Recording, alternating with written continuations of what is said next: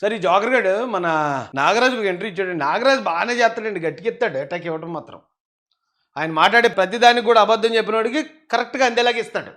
మరి ముందుగాళ్ళకి చెప్పిస్తాడా చెప్పకుండా ఇస్తాడు నాకు తెలియదు. కానీ ఈ జోకర్ గారు మాట్లాడిన మాటలు వీళ్ళ వైసీపీ వాళ్ళు మాటలన్నీ ఇలాగే ఉంటాయండి.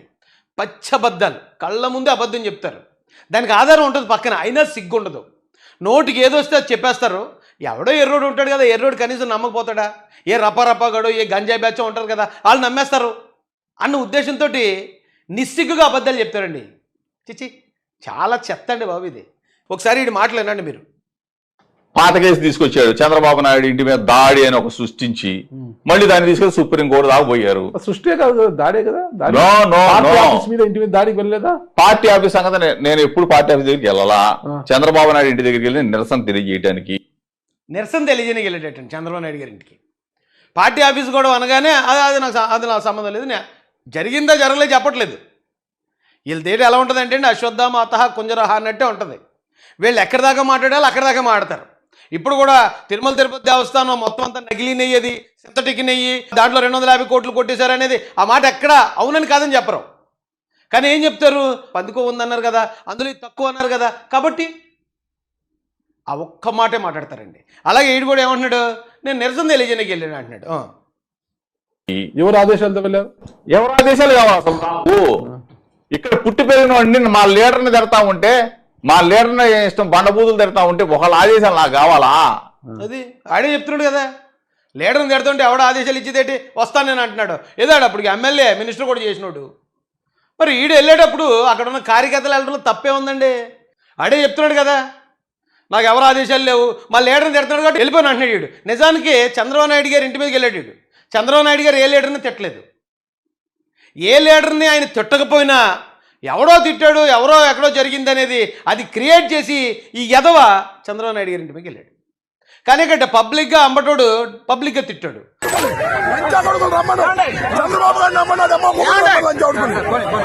తిట్టినప్పుడు అక్కడ ఉన్న కార్యకర్తలు వెళ్ళారు కోపంలో. అలా రెండింటికి మీకు ఏం తేడా తెలుస్తలేదేటండి ఉండవల్లి అరుణ్ కుమార్ గారు? ఒకళ్ళ ఆదేశం నాకు అవసరంలా. నా మనసుకి బాధపడింది, నా మనసు గాయపడింది, మా లీడర్ని తిడతా ఉన్నారు, ఇష్టం వచ్చినట్టు బండ బూతులు తిడతా ఉన్నారు. ముఖ్యమంత్రి అంటే స్థాయిని ఈ రోజు నేను చంద్రబాబు నాయుడు బూతులు తిట్టలే. మేము తిడితే అధికారంలో ఉన్న మీరు కేసులు పెట్టచ్చు. చంద్రబాబు నాయుడు తిట్టలేదు అంటున్నాడు చూడండి. అంబటరాంబాబు ఎవరిని తిట్టాడు? గత ప్రభుత్వంలో అసెంబ్లీలో ఎవరిని తిట్టారు వీళ్ళు? సిగ్గేం ఉండదు, చెప్పేయడమే. నోటికి ఏదైతే అది ఎర్రిపప్పలు ఉంటారో నమ్ముతారు. ఏమైనా చేయొచ్చు. అధికారంలో ఉన్న మీరు ఒక నాయకుడు, మీరు ఒక ఎమ్మెల్యే నిరసన తెలియజేయడం ఏంటి? ప్రతిపక్ష నాయకుడు ఇంటికానికి వెళ్ళి తప్పే ఉందండి, ప్రజాస్వామ్యం తప్పేం లేదే. ప్రతిపక్ష నాయకుడు ఇక్కడ నాగరాజు గారు మంచి ప్రశ్న అడిగేటండి. మీరు అధికారంలో ఉన్నారు కదరా, అధికారంలో ఉన్నప్పుడు కేసు పెట్టే అవకాశం మీకు ఉన్నప్పుడు మీరు నిరసన తెలియజేయడం ఏంటరా, చేతగాని చవట దద్దమ్మలారా అన్నాడు ఆయన. అంటే అది ప్రజాస్వామ్యం అట. ప్రజాస్వామ్యంలో ఎప్పుడు ప్రతిపక్షాలే నిరసన తెలియజేస్తాయి. అధికార పక్షం చేతిలో అధికారం ఉంటుంది కాబట్టి వాళ్ళు పాలసీలు చేస్తారు, ఎవడన్నా తప్పు చెప్తే కేసులు పెడతారు, ఇది చేస్తారు తప్ప ఇళ్ల మీదకి నిరసనకి వెళ్ళరు. వీళ్ళు కొత్త స్ట్రాటజీ, అది కూడా కొత్త వరవడి తీసుకొచ్చారండి. అప్పట్లో చంద్రబాబు నాయుడు గారు అంగళ్ళలో వెళ్తూ ఉంటే వాళ్ళు నిరసన తెలియజేయడానికి వైసీపీ కార్యకర్తలు వచ్చేవారట. అదే ప్రతిపక్ష నాయకుడు వస్తే నిరసన తెలియజేయటువంటి, ఒకవేళ పదవిలో ఉన్న ముఖ్యమంత్రి వస్తే ఏమంటే ఇక మాకు పలానా కష్టం ఉంది అది తీర్చండి అని చెప్పి నిరసన తెలియజేస్తారు. ఎక్కడన్నా జరుగుతుంది. ప్రతిపక్ష నాయకుడు వస్తూ ఉంటే అధికార పక్షంలో ఉన్న చేతగాని చవట దద్దమ్మలు నిరసన తెలియజేయడం అనేది వైసీపీ ప్రభుత్వంలోనే మొట్టమొదటి మొదలుపెట్టారు. మీకు ఎర్రగొండపాలెం చంద్రబాబు నాయుడు గారు వెళ్ళినప్పుడు కూడా అక్కడ అప్పటికి మంత్రి ఆదిమూలపు సురేష్ మంత్రి అయి ఉండి షర్ట్ ఇప్పేసి నల్ల బెల్లులు ఎగరేస్తారు. నిరసన అంటది ఇదేట్రా? ప్రతిపక్ష నాయకుడిని చూసి అధికార పక్షంలో ఉన్న మంత్రులు నిరసన తెలియజేయటం బాబు. అది ఇప్పుడు అదే అడిగాడు ఆయన నాగరాజు గారు కూడా. చెప్పడానికి వీడి దగ్గర ఆన్సర్ లేదు. అయితే వీడు ఏమంటున్నాడండి, వీడు సోదంతా మనం ఏమీ నక్కర్లేదు. కానీ వీడు ఎందుకు వెళ్ళాను అన్నాడండి అక్కడికి, నిరసన తెలియజేయనకు కదా. నేను ఒక 5 కార్లు వెళ్ళాను అంతే అన్నాడు. ఆ తర్వాత మీరు ఆ వీడియో చూడండి, అది దొరుకుతుంది మీకు. ఒక 5 కార్లు వెళ్ళాను, నేను నిరసన తెలియజేయడానికి వెళ్ళాను అన్నాడు. ఇటు చూడండి ఎన్ని కార్లలో వచ్చారు వీళ్ళు. ఇందుకే కారణం ఏంటి తెలుసండి, అయ్యన్న పాత్రుడు గారు ఆయన ఏదో మాటల సందర్భంలో ఏదో ఆయన జగన్ గారిని విమర్శించారు. అయ్యన్న పాత్రుడు గారు అంటే ఎక్కడ శ్రీకాకుళం, నర్సీపట్నం. అక్కడ ఒక నాయకుడు జగన్మోహన్ రెడ్డిని విమర్శిస్తే ఈ జోకర్ గాడు, ఈ గోర్ఖాగాడు చంద్రబాబు నాయుడు గారి ఇంటి మీదకి వెళ్ళాడు దాడికి. చంద్రబాబు నాయుడు గారి ఇంటి మీదకి వెళ్ళటమే కాదు దాడికి, దాన్ని నిరసనాన్ని ఇప్పుడు బొంకుతున్నాడు అనుకోండి, వేరే విషయం. వాడు ఏం మాటలు మాట్లాడాడు అక్కడికి వెళ్ళి, అది కూడా చూడండి మీరు ఒకసారి. చూడండి ఎన్ని కార్లు వచ్చాయి.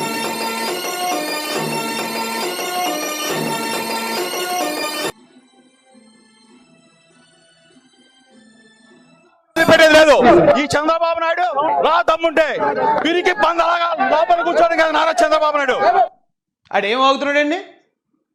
పిరికి పందలాగా చంద్రబాబు నాయుడు లోపల కూర్చోవడం కాదు, దమ్ముంటే దేనికి బయట రావడం ఎందుకురా? నిరసన తెలియజేటువంటి ఇదా? ఇది నిరసన తెలియజేసే పద్ధత?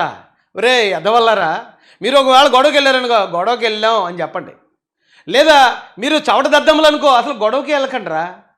పైకేమో అధికారం ఉన్నప్పుడు మేకపోతు గాంభీర్యం చూపించడం ఎందుకు? ఇప్పుడు వచ్చి అబ్బాయి కాదు మేము నిరసన తెలియజేయడానికి వెళ్ళాం, మేము ఏదో మంచిగా మాట్లాడడానికి వెళ్ళామని ఇప్పుడు ఈ చవట దద్దమ్మ కబుర్లు ఎందుకు? ఎందుకురా దద్దమ్మల్లారా?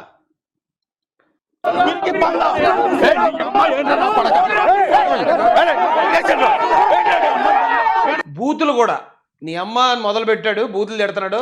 ఏసేయండిరా అంటాడు వీడు. ఏమండి ఇది దాడి చేయడం కదా? కనీసం ముందు చంద్రబాబు నాయుడు గారు ఎవరన్నా తిట్టారండి? తిడితే నా కోపంలో వెళ్ళారు అనుకోవచ్చు. ఆయన ఏం తిట్టకపోయినా కూడా ఆయన్ని డిఫేమ్ చేయాలి, ఆయన్ని జనాల్లో చులకం చేయాలి, ఆయన మీద దాడి చేసి భయభ్రాంతులకు గురి చేయాలి, మొత్తం టీడీపీ క్యాడర్లో ఒక ఆందోళన, ఒక నిరుత్సాహానికి గురి చేయాలి అనే దాడులు చేశారు ఈ నా కొడుకులు. ఈ యదవులు ఇప్పుడు అదే చిన్నది రిపీట్ అయ్యేటప్పటికి లబోదీపమని ఎడుతున్నారండి, మొండేడుపులు ఎడుతున్నారు వీళ్ళు. రోడ్ల మీదకి వచ్చేసి మా మీద అలా జరిగింది అన్న, బాంబులు వేస్తారన్న మా మీద, అన్న మా మీద అలా చేస్తారన్న అని. మరి ఇప్పుడు మీరు చేసింది ఏంటి? మీరు చేసింది ఏంటి ఎదవల్లారా? మీరు చేసింది మీకు ఎదురైతే ఇలా ఏడుతారా? మూలలో ముసలు కూడా ఏడదు కదరా ఇలాగా. ఏమైనా ఉంటే ఫేస్ చేద్దాం రమ్మని అంటది మా అమ్మ. ఏడ్రా ఏంటి ఏడుపులేంటి?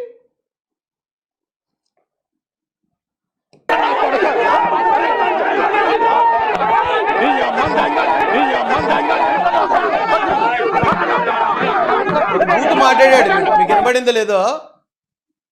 నీ అమ్మని అని మొదలుపెట్టి తర్వాత వచ్చే బూత్ ఉంటుంది, ఆ బూత్ కూడా మాట్లాడాడు ఎదవీడు. అలాగ మహిళల్ని ఘోరాతి ఘోరంగా మాట్లాడిన ఎదవల్ని మంత్రులు చేశాడు ఆ రోజు జగన్మోహన్ రెడ్డి. ఎన్నో మంత్రి చేశారు తర్వాత. మహిళల్ని ఇంత దారుణంగా మాట్లాడే ఎదవలేళ్ళు వీళ్ళు వచ్చి ఈ రోజున చేబ్రోలు కిరణ్ కోసమో లేకపోతే ఎవరో ఎక్కడో ఏదో చేశారని అలా వాగుతూ ఉంటే చూసేవాళ్ళకి చిరాకు వస్తుంది కదండి, అసేం వేస్తుంది అలాంటి వాడి కంటే. ఏట్రా ఇంత నీచులేళ్ళు, ఇంత నీచంగా బతుకుతారు? మనిషి పుట్టికే పుట్టారా? అసలు అన్నవేదన్నారు వీళ్ళు. ఇటు ఇంత నీచులేటి ఇట్లా అనిపిస్తుందండి నాకు. వీళ్ళు ఇన్నేసి మాటలు మాట్లాడి మంత్రులు అయ్యండి దాడులు చేసి. సజ్జల రెడ్డి వచ్చి అంటాడు అబ్బాబే అక్కడికి మెయిన్ మంత్రులు ఎవరు వెళ్ళలేదు కదా అప్పుడు పార్టీ ఆఫీస్ మీద దాడికి. ఇక్కడ మాత్రం చాలామంది వచ్చేసారు, ఏడికి అంబటోడు ఇంటికి చాలామంది వచ్చేసారటండి. అప్పట్లో కూడా కోతగేటు దూరంలో డీజీపీ ఆఫీస్ మీద ఉన్నట్టే టీడీపీ ఆఫీస్ మీద దాడి జరిగింది. అవును, అందుకే కదా అరగంట జరిగింది. అక్కడ అరగంటలో పోయినారు వాళ్ళు, ఎవరు పోయారు, నాయకులు ఎవరు లేరు అక్కడ. ఇతని లాజిక్ చూడండి. అరగంట జరిగిందట అప్పుడు టీడీపీ ఆఫీస్ మీద. అరగంట జరిగిన 10 మందికి తలలు పగిలి చేతులు ఇరిగాయి. ఇక్కడ చాలాసేపు గంటలు జరిగింది అన్నాడు. ఇక్కడ ఒక్కడు కూడా దెబ్బ తగలే. అంబటి రాంబాబు మీద చిన్న గీత కూడా పడలే, వాళ్ళ కుటుంబ సభ్యుల మీద చిన్న గీత కూడా పడలేదు. అయినా కూడా ఇది టైంను బట్టి నేరాన్ని డిసైడ్ చేస్తున్నాడు. అక్కడ అరగంటనండి, అరగంటలో 10 మందిని నరికేసినా పర్లేదు, అరగంట 10 మంది చచ్చిపోయినా పర్లేదండి, ఎందుకంటే అది అరగంటే. ఇక్కడ 5 గంటలు, అరగంట అని వచ్చింది ఆ అంబటి రాంబాబు డైలాగ్ అది, గంట అరగంట కాబట్టి అరగంట అంటాడండి. అది ఇది టీడీపీ ఆఫీస్ మీద దాడి అంటే సమయాన్ని బట్టి నేర తీవ్రత ఉంటుందా?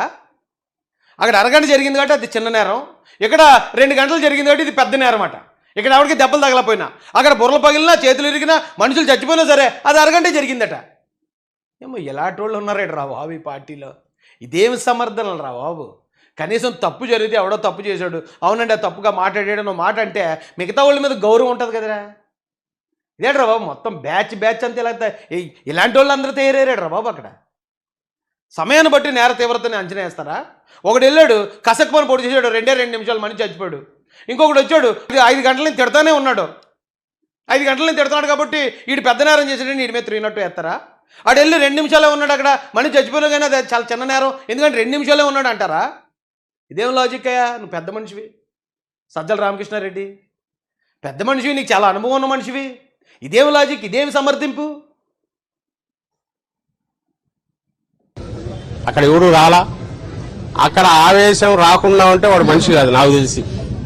మన ఇంట్లో ఎవరినైనా లేదా మన నాయకులనైనా ఎందుకు తిడుతున్నాడో తెలియకుండా ఏదైనా కారణం ఎవరినైనా అనింటే. ఆయన పట్టాభి గారు తిట్టలేదు, జగన్ని తిట్టలేదు. పట్టాభి గారు తిట్టి నాకు తెలిసి నేనే తిట్టాడు, కానీ సీఎం గారిని తిట్టాడు అని చెప్పి ఇప్పుడు కూడా అదే అబద్ధం చెప్తున్నాడు.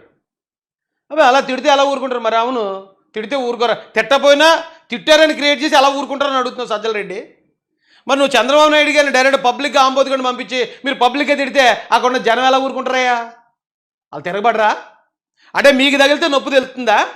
మీరు గిల్లితే గిల్లించుకోవాలి ఎదుటోడు, మిమ్మల్ని ఎవడన్నా గిల్లితే అలా లబోది ఇవ్వమని ఎడతారా? ఏం పద్ధతి స్వామి ఇది? మా వాళ్ళని తిడతావని అవతల తిడితే అర్థం ఉంటుంది. 10 సార్లు రిపీటెడ్గా ప్రెస్ కాన్ఫరెన్స్ తిట్టాడంటే ఓ బూత్ మాట, దాని మళ్ళీ రిపీట్ చేయాలనే ఇబ్బంది అయ్యేది. ఇబ్బంది ఏం లేదు, ఆ బూత్ మాట తిట్టింది నిన్నే, ఏం డౌట్ లేదు అందులోని. ఆ బూత్ మాట తిట్టింది నిన్నే, ఎందుకంటే ఆ రోజున కారణం లేదంటున్నాడు ఇతను. కారణం ఉంది. ఆ రోజు ఇక్కడ డ్రగ్స్ గంజాయి పక్క రాష్ట్రాల్లో పట్టుకుంటున్నారు, ఆంధ్ర నుంచి వెళ్తున్న డ్రగ్స్ని గంజాయిని వెళ్తుంటే ఇక్కడ గంజాయి ఎక్కువ ఇదైపోయింది, వైసీపీ నాయకుల దగ్గరుండి గంజాయి వ్యాపారం చేస్తున్నారని నక్కా ఆనందబాబు గారు ప్రెస్ మీట్ పెడితే నక్కా ఆనందబాబు గారు నోటీస్ పంపించాడు. అప్పుడంతా ఈయనే కదా సకల శాఖ మంత్రి.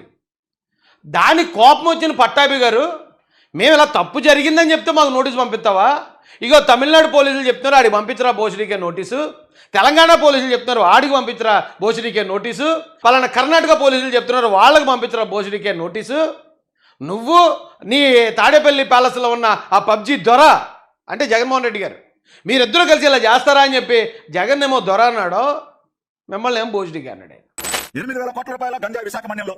ఇవాళ న్యూస్ పేపర్లు ఏంటా? గంజాయి రాజ్ ఏజెన్సీలో దమ్ము చూపుతున్న స్మగ్లర్లు. ఇవ్వు వీళ్ళందరికీ నోటీసులు ఇవ్వయా? నీకు దమ్ముంటే తెలంగాణ పోలీసులకు ఇవ్వ నోటీసు, నువ్వు తమిళనాడు పోలీసులకు ఇవ్వ నోటీసు, యూపీ పోలీసులకు ఇవ్వ నోటీసు, గుజరాత్ పోలీసులకు ఇవ్వ నోటీసు, నీ గుంటూరు ఎస్పీకి ఎవరో బోషడికే నోటీసులు, నక్కా ఆనందబాబు రెస్టారెంట్ నోటీసు, ఒక దద్దమ్మలాగా ఒక చౌటలాగా తాడేపల్లి ప్యాలెస్ లో కూర్చుంటే బోషడికే నువ్వు నోటీసులు ఇస్తావా? రాష్ట్ర యువత భవిష్యత్తుతో ఆటలాడుకుంటూ మత్తు పదార్థాలు వ్యాపారం చేస్తూ అప్రమత్తంగా ఉండండి, మన రాష్ట్ర యువతని కాపాడండి అని చెప్పి మాట్లాడితే నువ్వు ఆనందబాబు గారికి ఇస్తావు నోటీసులు బోషడికే? Useless fellow. చేతిలో పోలీస్ డిపార్ట్మెంట్ ఉంది కదా అని చెప్పి నిష్ఠానుసారం ఆడుకుంటావు నువ్వు. మనిషి అసలు నువ్వు. ఈ పాలేరు గారిని ఆడిస్తున్నటువంటి ఆ పబ్జీ ద్వారా ఆ తాడేపల్లి ప్యాలెస్ లో కూర్చుంటాడు పబ్జీ ద్వారా. ఆ పబ్జీ ద్వారాకే చెప్తా ఉన్నా, మీకు నిజంగా దమ్ముంటే గంజాయి అక్రమ రవాణా చేస్తున్నటువంటి స్మగ్లర్ల పైన చూపించండి మీ ప్రతాపం. విచ్చలవిడిగా గంజాయి సాగు చేస్తున్నటువంటి ఆ గంజాయి స్మగ్లర్ల పైన చూపించండి మీ ప్రతాపం. మాకు నోటీసులు ఇవ్వడం కాదు. అయితే బోసిడీకి అన్న మాటగా ఆ బూత్ మాట ఉందనో ఎవరికి తెలియదు, కానీ దాన్ని ఇప్పుడు కూడా ఇంకా బలంగా పదే పదే చెప్తే ప్రజలు అవును కరెక్టే, అప్పుడు ఆ జగన్ గారిని తిట్టాడు అనుకుంటారని ఇప్పుడు కూడా అదే పాట పాడుతున్నారండి. వీళ్ళు నిద్దట్లో లేపడినా కూడా అబద్ధమే చెప్తారు అనుకుంటా అండి. ఎవరో చెప్పారు వీళ్ళకి మునిశాపం ఉంది, వీళ్ళు కనుక నిద్దట్లో అన్న ఇది బై మిస్టేక్ నిజం చెప్పినా సరే తల 1000 ముక్కలు అయిపోయి చచ్చిపోతారని శాపం ఉంది వీళ్ళకి, అందుకని వీళ్ళు ఎప్పుడు అడిగినా అబద్ధమే చెప్తారు వైసీపీ వాళ్ళు అని ఎవరో చెప్పారు. నాగబాబు గారు అని కూడా చెప్పారు. అయినా దానికి కోపం రాదంటే, కోపం ఎక్కువ రాలేదు కాబట్టి ఎక్కడ చూస్తే అక్కడ ఇది రాలేదు. అక్కడికి పోయినారు ఎవరు, వాళ్ళకి ఎవరు పర్మిషన్ ఇవ్వలే, ఎవరు వాళ్ళని పొమ్మని చెప్పలేదు. ఆవేశం వచ్చింది, ఎవరో వెళ్ళారు, వెళ్ళిన దానికి కేసులు ఉన్నాయి. అంబటోడు ఇంటి మీదకి వెళ్ళిన వాళ్ళ గురించి, గోర్ఖాగడ్ ఇంటి మీదకి వెళ్ళిన వాళ్ళ గురించి చెప్తున్నట్టే ఉంది. ఎవరు పర్మిషన్ ఇవ్వలేదు. అవును, వాళ్ళకి కోపం వచ్చింది, వాళ్ళ నాయకులను తిట్టారు, కోపం వచ్చింది వెళ్ళారు, తప్పే ఉందని సజ్జల రెడ్డి అడుగుతుంటే ఇప్పుడు ఎందుకు గొడవలు చింపేసుకుంటారు వైసీపీ వాళ్ళు? అంటే మనకు జరిగితే ఒకటి, ఎదుటి జరిగితే ఇంకోట, మనం చెప్తే సంసారం, ఎదుటి చెప్తే వ్యభిచారమా? ఏం మాట్లాడుతున్నారా బాబు? తర్వాత నడుస్తుంది, దట్స్ ఎ డిఫరెంట్ ఇష్యూ.